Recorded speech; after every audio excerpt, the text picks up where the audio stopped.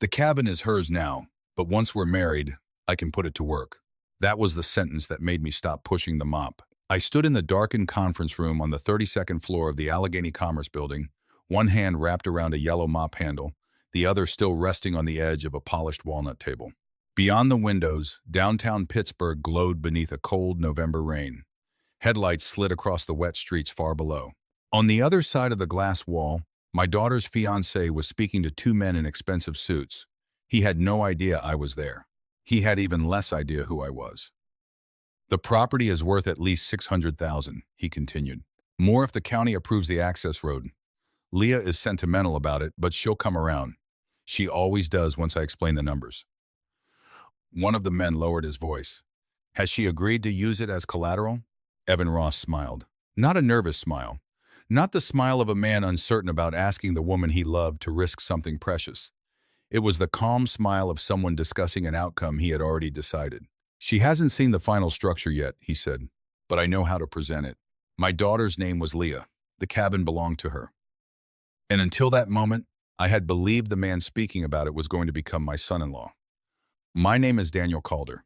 I was 62 years old then, though the job I was doing that night made me feel closer to 70. For most of my life, I worked as a bookkeeper for a regional construction company outside Pittsburgh. I was never the man shaking hands at ribbon cuttings or appearing in newspaper photographs. I sat behind a desk, reviewed invoices, caught missing decimals, and asked questions that made project managers uncomfortable. Numbers have a way of telling the truth, even when people do not. I retired 2 years after my wife, Marianne, died. Retirement was supposed to feel like freedom. Instead, it felt like waking every morning inside a house that had forgotten how to make noise. Leah called often. She brought groceries I had not asked for, changed light bulbs I could still reach, and invited me to dinner so regularly that I finally told her she was making me feel elderly. You are elderly, she said. I am seasoned. You put the cereal in the refrigerator last week. It was one time. She laughed. And for a few seconds, the kitchen sounded the way it had when Marianne was alive. Leah was 35, a physical therapist at a rehabilitation clinic in Mount Lebanon. She had her mother's patience and my habit of noticing when people were pretending not to hurt. The cabin had come from Marianne's mother. It sat beside a narrow lake in Somerset County, surrounded by hemlock trees and old stone walls. It was not grand. The roof needed work. The dock leaned to one side. Every winter, mice found a new way into the pantry, but Leah loved it. She had learned to swim there. Marianne had taught her to bake cornbread in the small cast-iron stove. After Marianne died, Leah sometimes drove there alone and stayed the weekend without telling anyone why. 6 months before the night in the conference room, Leah became engaged to Evan Ross. Evan was 40, polished, successful, and confident in the way people become when rooms usually rearrange themselves around them. He worked as a commercial lending officer for a private development firm with offices in the Allegheny Commerce Building. The first time I met him, he brought wine that cost more than my monthly electric bill. The second time, he remembered that I had worked in construction accounting and spent half an hour asking about old projects. I liked that, or I thought I did. He listened carefully, but later I realized he was not interested in my stories. He was gathering useful information. Still, he treated Leah well in front of me. He opened doors. He sent flowers. He remembered anniversaries. He spoke about the future with certainty, which Leah found comforting after years of relationships with men who could not decide what restaurant they wanted, much less what life they wanted. I wanted to like him because she loved him. So I did, or at least I tried.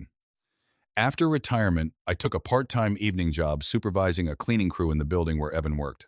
My old neighbor, Luis, managed the facilities company and needed someone who could handle payroll, supply orders, and occasional night inspections. The work was simple. 3 evenings a week, I checked floors after most employees had gone home. I wore navy work pants, a gray maintenance shirt, and a badge that read, D. Hale. Hale was my middle name. The company had printed it that way by mistake, and I never bothered correcting them. The first time I saw Evan in the building, I was wearing safety glasses and pushing a cart filled with trash bags. He walked past me while dictating a message into his phone. He did not look at my face. That did not surprise me. We had only met twice, both times at crowded family events. At Leah's birthday dinner, I had worn a jacket, no glasses, and the beard Marianne always hated. At work, I kept my gray hair under a cap and wore a close-trimmed beard because respirator masks fit better during chemical floor treatments. More important, Evan did not really see people in uniforms. He saw functions. The woman at the front desk was reception. The man delivering sandwiches was lunch. I was maintenance. Once I held an elevator door for him while he finished a call. He stepped inside without looking up and said, 32. I pressed the button. He spent the entire ride talking about a hotel acquisition. When the doors opened, he walked out without saying thank you. That bothered me, but I told myself it was not enough to judge a man. People get distracted. Work creates pressure. One rude elevator ride does not reveal a soul. Then I began seeing him after hours. Evan stayed late, 2 or 3 nights a week. Sometimes he met with partners after the cleaning crew had finished. I never tried to overhear him. I had spent 40 years keeping other people's financial information private. Privacy was not only a rule to me, it was a form of respect. But offices made of glass do not keep many secrets. That November evening, I had entered the conference room because a coffee pot had spilled across the table. Evan and the 2 men walked into the adjoining office while I was behind the frosted divider. Then I heard Leah's name. I stayed still. The conversation continued. Evan was developing a private wellness resort near Bedford. The project had stalled because investors wanted more collateral. Leah's cabin and the surrounding 26 acres were close enough to the proposed development to be valuable. One of the men asked, "Does she understand there could be a lien?" "She understands I know finance," Evan replied. "That is not the same thing. It will be once we're married." The men laughed softly. Not because it was funny, because they were uncomfortable and did not know what else to do. I finished cleaning the table after they left, though I could not remember doing it. My hands moved automatically. Spray, wipe, fold the cloth, check the chairs. Inside, I was trying to decide whether I had heard a plan or merely an arrogant idea. Those are not always the same thing. On the drive home, I called Leah twice and hung up before the line connected. I did not want my first words to be angry ones. At home, I made coffee I never drank and sat at the kitchen table until nearly midnight. The next morning, Leah called me. "You awake?" "It's 9:30. That was not my question. "I am awake." She told me about a difficult patient, a 12-year-old boy recovering from spinal surgery. Then she told me Evan wanted them to meet with a financial planner before the wedding. "Just to simplify things," she said. "Insurance, retirement accounts, estate documents, all the boring adult stuff." I stared at the rain sliding down my kitchen window. "Has he mentioned the cabin?" There was a pause. "The cabin? Any plans involving it?" "No." "Why?" I should have told her then. I know that now. But at that moment, all I had was a conversation overheard through glass. No documents, no proposal. Nothing Leah could examine for herself. And I knew my daughter. If I accused Evan of planning to steal her inheritance, she would not hear concern. She would hear a lonely father looking for reasons to distrust the man taking up more space in her life. So I said, "No reason. Just thinking about winter repairs." "You worry too much. That is in the job description." "What job?" "Father." She laughed. I did not. Over the next 2 weeks, I watched without spying. There is a difference, though I admit the line did not always feel clean. I did not enter locked offices. I did not photograph documents. I did not record conversations. I simply paid attention to what appeared in front of me. One night, Evan left a meeting carrying a folder marked Stonewater Recovery Partners. Leah had once mentioned that name. She said Evan dreamed of building a high-end recovery retreat where injured athletes and wealthy executives could rehabilitate in private. At the time, it had sounded ambitious. Now it sounded expensive. Another evening, he stood near the elevators speaking to a man named Clark. "The appraiser was conservative," Evan said. "The lake frontage alone justifies the number." Clark asked, "And the owner?" "My fiancé. Has she signed?" "Has she signed?" "Not yet." The elevator arrived. Evan turned, saw me polishing the brass panel, and looked through me as if I were part of the wall. "Evening," I said. He gave a distracted nod and continued speaking after the doors closed. That night, I searched public county records from my home computer. Looking up property filings is legal. I had done it hundreds of times in construction accounting. Leah's cabin was still in her name alone. No liens, no mortgages, No transfers. That brought relief, but not much. The following Sunday, she came over to help me rake leaves. She arrived wearing Evan's college sweatshirt and carrying 2 pumpkin muffins. You bribing me? You complain less when fed. I complain with greater precision. We worked for an hour. Then she found me staring at the same pile of leaves without moving. What is going on with you? Nothing. You have asked me about the cabin 3 times in 2 weeks. I rested both hands on the rake. Has Evan asked you to sign anything? Her expression changed. Not alarm, irritation. Dad, that is a reasonable question. He sent me some forms from his financial planner. What forms? I do not know yet. I have not read them. Do not sign them until you do. She dropped the bag of leaves she was holding. Do you think I signed documents without reading them? No. Then why are you talking to me like I am 15? I took a breath. Because that was exactly the trap. Evan might have been planning to make decisions for her, and I was responding by behaving as if she could not make decisions for herself. I am sorry, I said. You are right. She studied me. That was too fast. I am learning. From whom? Your mother continues to criticize me from beyond the grave. That softened her. She smiled, but only slightly. Is this about Evan? I looked toward the trees. She understood the answer before I spoke. He cares about me, she said. I know. Do you? Yes. Because sometimes it feels like you have been waiting for something to be wrong. That hurt because it was partly true. After Marianne died, I became more protective. Leah was the only immediate family I had left. Love can make a person vigilant. Fear can make that vigilance selfish. I do not want anything to be wrong, I said. I want you to know everything before you make permanent decisions. So do I. Then read the documents. Her jaw tightened. I will. She left sooner than usual. For 4 days, she did not call. On Thursday night, Evan held another meeting on 32. I was checking supply closets when the conference room printer began beeping. A red light indicated a paper jam. The cleaning staff was responsible for reporting equipment left running overnight, so I opened the side panel. A page was trapped between the rollers. I pulled it free without reading it. Then I saw Leah's full legal name at the top. Leah Marie Calder. Below it was the parcel number of the cabin. I knew that number. I had used it when paying property taxes after Marianne's mother died. The page was titled Preliminary Collateral Summary. My stomach tightened. I did not copy the document. I did not take it. I placed it face down beside the printer and called the building's security desk. Someone left confidential pages in the 32nd floor printer, I said. Can you log it and notify the tenant? The security officer entered the report while I remained there. 5 minutes later, Evan returned. He walked quickly, irritation already visible. Did you see the document? He asked. I saw enough to identify the owner so I could report it. His eyes focused on me for perhaps the first time. Who are you? Night facility supervisor. He looked at my badge. D. Hale. That is right. He gathered the pages and checked them. You understand this is confidential. I understand confidential papers should not be left in shared printers. His face hardened. For 1 second, I thought he recognized me. Then his phone rang. He turned away and answered it. I went home shaking with anger. Not because the document existed. A preliminary summary could be created before final consent. In finance, people prepare possibilities all the time. What mattered was that Leah's property had already been placed inside Evan's plan. I called her. She answered on the 6th ring. Dad, I am tired. I need to tell you something, and I need you to hear all of it before deciding what it means.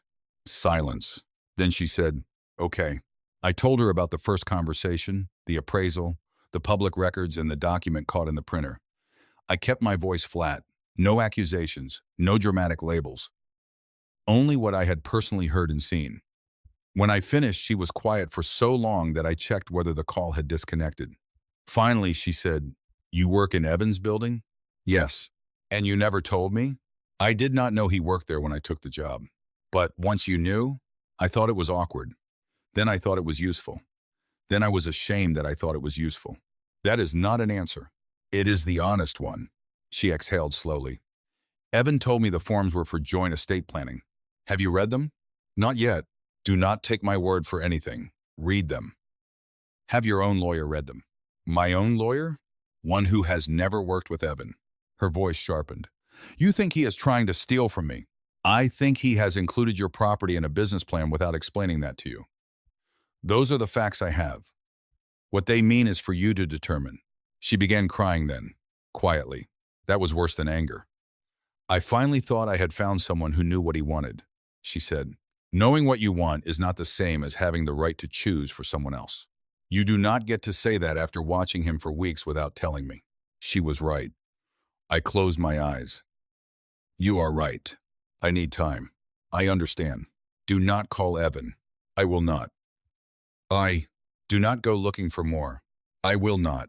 And do not come over. That last one hurt. But I said, all right. The next 10 days were the longest I had experienced since Marianne's funeral. I continued working, but I traded floor assignments so I would not be near Evan's office. Luis asked whether I was sick. Family trouble, I said. He nodded as though no further explanation was required. Leah did not call. I wanted to check on her every hour. Instead, I respected what she had asked. On the 11th day, my phone rang at 6:30 in the morning. Dad. I sat up in bed. What happened? I read everything. Her voice sounded different, calm, but not peaceful. She had taken the electronic documents to an attorney named Claire Benton, a woman recommended by one of the physicians at her clinic. The papers were not ordinary estate documents. They created a family holding company. Leah's cabin would be transferred into it after the wedding. The holding company could then guarantee financing for Stonewater Recovery Partners. If the project failed, the lender could pursue the property. Worse, early versions of the loan materials already listed the cabin as proposed collateral. Leah had never approved that. Did Evan sign anything in my name? She asked Claire. No. He had not committed fraud. Not yet. He had prepared a structure that depended on Leah eventually agreeing. Claire said he could claim it was only a proposal, Leah told me. And technically, that is true. Have you spoken to him? No. Why? Because I wanted to know whether he would tell me on his own. My daughter had become very quiet. That frightened me more than when she cried. She asked me to meet her at a diner in Carnegie after work. When I arrived, she had a yellow legal pad on the table. Columns filled both sides of the page. What is that? I asked. Every major decision Evan has described as ours. She turned the pad toward me. Wedding venue, apartment, bank accounts, name change, work schedule, cabin, Stonewater. Each item had 2 boxes beside it. One marked discussed. One marked decided. Almost every check appeared in the second column. I kept thinking he was organized, she said. I liked that he had plans. I did not notice that I was being informed after the plans were already made. I looked at the page. What do you want to do? I do not know yet. That is allowed. She gave me a tired smile. You are not going to tell me to leave him? No. You want to? Yes. Thank you for admitting it. I can want something without deciding it for you. She looked down at the pad. That is the difference, is it not? Yes. She told me Evan had scheduled an engagement dinner for the following Saturday at a private room in the Duquesne Club. About 60 guests were expected. He had hinted that he would make an announcement about their future. Leah believed he planned to unveil Stonewater and present the cabin as part of their shared investment. He thinks I will agree because everyone will be watching, she said. Do you want to cancel the dinner? No. I studied her face. What do you want? I want to hear how he explains it when I ask him in front of the people he is trying to impress. That could become ugly. It already is ugly. It has simply been hidden behind good tailoring. I almost smiled. That sounded like Marianne. Leah had already made a plan. Claire would attend as her guest. Leah had printed the original electronic documents, the collateral summary, and a county record confirming sole ownership of the cabin. She had also emailed Evan a simple question. Will there be any financial announcements at the dinner that involve my property? He replied, nothing you need to worry about, trust me. Leah printed that too. My role was simple. Attend as her father. Say nothing unless she asked. For once, protecting her meant staying in my chair. The engagement dinner took place on a clear December night. The room overlooked the city, all steel bridges and winter lights. Round tables were covered in white linen. A pianist played near the windows. Evan greeted guests as if he were running for office. He wore a dark blue suit, silver tie, and the watch Leah had given him for his 40th birthday. When he saw me, he smiled politely. Daniel, glad you made it. He still did not connect me to the man in the maintenance uniform. I looked directly at him. Would not miss it. My dad. Leah arrived 20 minutes later in a deep green dress. She hugged me, then whispered, "Remember." I remember. No rescuing. No rescuing. She squeezed my hand. During dinner, Evan was charming. That was part of what made everything painful. He thanked Leah's coworkers. He praised my late wife.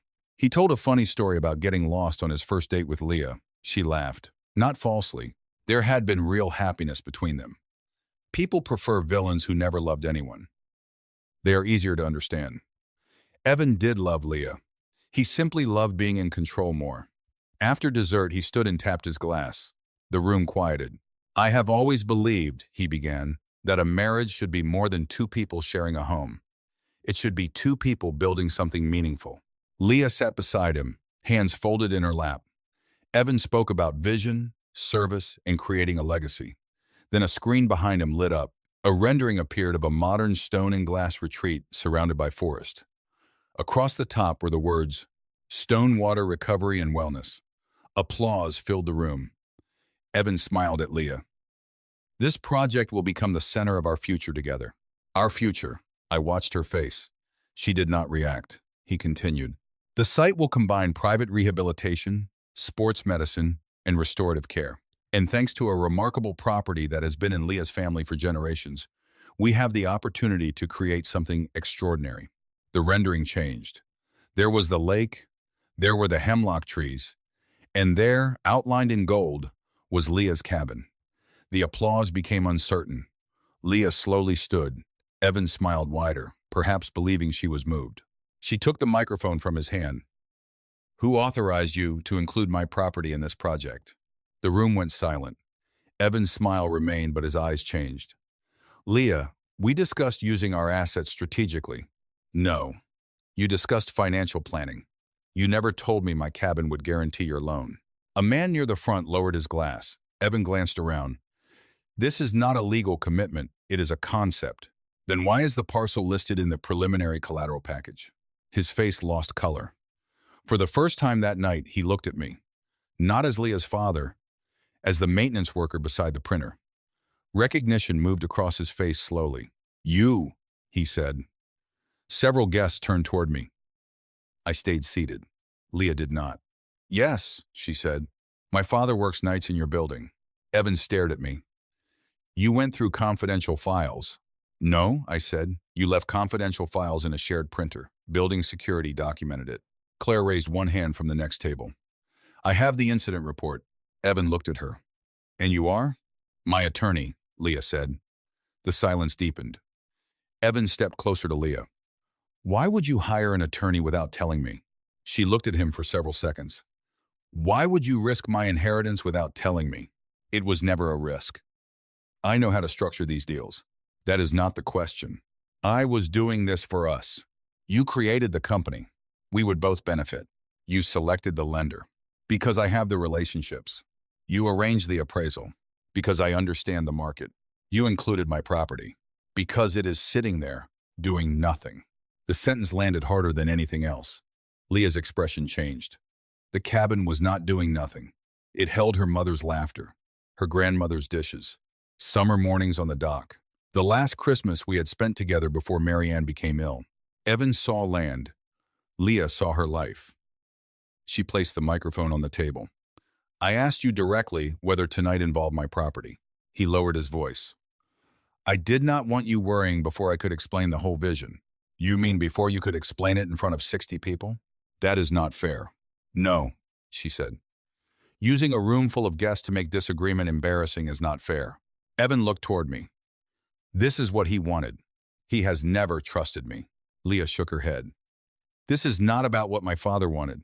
"It clearly is." "No. My father gave me information. I checked it myself. I hired my own attorney. I read every document. I asked you a direct question, and you chose not to answer honestly." Evan's jaw tightened. "You are letting fear destroy our future." Leah looked toward the projection of the cabin. "No. I am finally noticing that every time you say our future, you mean the future you design." He reached for her hand. She moved it away. I love you, he said. His voice was quieter now. I believed him. So did she. That was what made her eyes fill with tears. I know, she replied. But you do not trust me with my own choices. I was trying to build something for us. You were trying to build something with me as one of the materials. No one moved. Leah slipped the engagement ring from her finger. She held it for a moment, staring at the small stone that had once represented certainty. Then she placed it beside Evan's glass. I will not marry someone who thinks love gives him authority over my life. Evan looked at the ring, then at Leah, then around the room. There was no shouting. No security guard dragged him away. No one threw a drink. He simply stood in front of the future he had presented so beautifully, and realized it no longer included the woman whose name he had placed inside it. He left 10 minutes later. Alone. The dinner ended early. Some guests hugged Leah, others avoided eye contact. A few of Evan's business partners departed without saying goodbye. Claire stayed until Leah was ready to leave. In the parking garage, Leah stopped beside my truck. I am angry with you, she said. I know. You should have told me sooner. I know. You let your fear make decisions too. I know. I know. She wiped her eyes. You are not going to defend yourself? I could, but that would not make you wrong. She stared at me, then laughed through her tears. That is extremely irritating. I have been practicing. She stepped forward and wrapped her arms around me. I held her the way I had when she was little, though she was no longer someone I could carry away from pain. All I could do was remain beside her while she walked through it. The weeks that followed were difficult. Evan sent long emails explaining that the collateral plan was preliminary. He said Leah had misunderstood his intentions. He said business required confidence and that she had embarrassed him unnecessarily. Each message made her more certain. Stonewater lost 2 investors. Without Leah's property, the project could not secure the planned financing. I did not celebrate that. Failure does not become noble simply because the person failing hurts someone you love. Leah grieved the man she thought Evan was. She also grieved the parts of him that had been real. That took time. In early spring, she drove to the cabin for the first time since the engagement ended. I expected her to go alone. Instead, she stopped by my house and tossed me the truck keys. You are driving. Why? Because you complain about my braking. I do not complain. I provide safety observations. You yell at stop signs. Only when you ignore them. At the cabin, we found a section of porch railing had collapsed under the snow. We spent the weekend replacing boards. While we worked, Leah told me about an idea. Her clinic needed a quiet place for patients transitioning out of long-term rehabilitation. Not a hospital, not a luxury resort, just somewhere families could spend a few days learning how to live with new limitations. She wanted to renovate the cabin and 2 outbuildings, slowly, without loans secured by the land, without investors deciding what the place should become. A small program, 4 families at a time. What do you think? She asked. I measured a board twice before answering. I think it is your property. She gave me a look. That is not what I asked. I think your grandmother would like it. And Mom? I looked toward the lake. She would already be ordering curtains. Leah smiled. A year later, the first family stayed there. The boy was 14 and recovering from a serious skiing injury. His father had been afraid to help him transfer from a wheelchair because he did not want to cause pain. Leah taught them both. I repaired the dock, managed the books, and stayed out of decisions that did not belong to me, mostly. Leah still accused me of giving opinions with my eyebrows. She was probably right. One Sunday evening, after the last family left, we sat on the porch watching light move across the lake. Dad, she said. Yes? Do you ever regret taking that night job? I thought about Evan passing me in elevators without seeing me. I thought about the page in the printer. I thought about the argument that nearly cost me my daughter's trust. Yes, I said. And no. That is helpful. I regret waiting. I regret deciding that I needed perfect proof before treating you like an adult who could handle an uncomfortable truth. She nodded. And the no? I do not regret paying attention. For a while, we listened to the water touch the dock. Then she said, You did not save me. I know. I saved myself.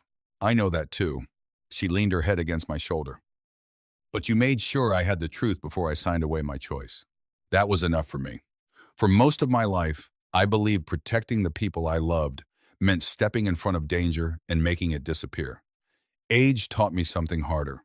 You cannot choose another adult's life, even when you are certain you know what is best.